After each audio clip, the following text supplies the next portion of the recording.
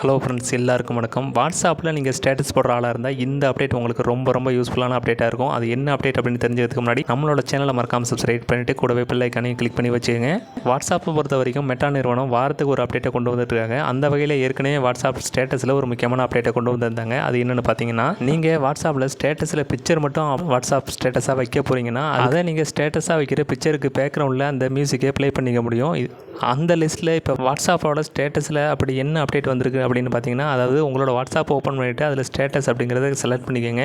நீங்கள் ஸ்டேட்டஸில் போனதும் உங்களுக்கு டெக்ஸ்ட்டு, வாய்ஸ் அப்படின்னு சொல்லிட்டு 2 ஆப்ஷன் இருக்கும். அதில் வாய்ஸை கிளிக் பண்ணுங்கள். இந்த வாய்ஸ் அப்படிங்கிற ஆப்ஷன் எதுக்கு கொடுத்துருக்குறாங்க அப்படின்னு பார்த்தீங்கன்னா, நீங்கள் உங்களோட ஃப்ரெண்ட்ஸுக்கு நீங்கள் வாட்ஸ்அப்போட ஸ்டேட்டஸில் ஏதாவது முக்கியமான தகவலை சொல்ல வர்றீங்கன்னா அதை இனிமேல் உங்களோட வாய்ஸ் ரெக்கார்டிங் மூலமாகவே சொல்லிக்க முடியும். இந்த ஒரு அப்டேட்டை கொண்டு வர்றதுக்காக தான் மெட்டா நிறுவனம் வாய்ஸ் அப்படிங்கிற ஆப்ஷன் கொடுத்துருக்குறாங்க.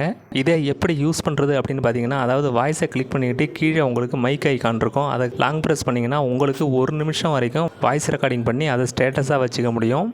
நீங்கள் அதை அப்லோட் பண்ணுறதுக்கு முன்னாடி நம்ம கரெக்டாக பேசியிருக்கோமா அப்படிங்கிறதையும் செக் பண்ணிக்க முடியும். ஒருவேளை தப்பாக இருந்ததுன்னா அதை டெலிட் பண்ணுறதுக்கு ஆப்ஷன் இருக்குது. நீங்கள் மறுபடியும் ரெக்கார்டிங் பண்ணி உங்களோட ஸ்டேட்டஸில் அதை அப்லோட் பண்ணிக்க முடியும். வாட்ஸ்அப்போட ஸ்டேட்டஸில் இப்படி ஒரு அப்டேட் வந்திருக்கிறது இப்போ தான் உங்களுக்கு தெரியும்னா இதை உங்களோட நண்பர்களுக்கும் தெரியப்படுத்துங்க. அது மட்டும் இல்லாமல் இந்த டிப்ஸ் உங்களுக்கு யூஸ்ஃபுல்லாக இருந்தது அப்படின்னு நினச்சிங்கன்னா இதுக்கு ஒரு லைக் கொடுத்துட்டு மறக்காமல் நம்மளோட சேனலை சப்ஸ்கிரைப் பண்ணி வச்சுக்கோங்க.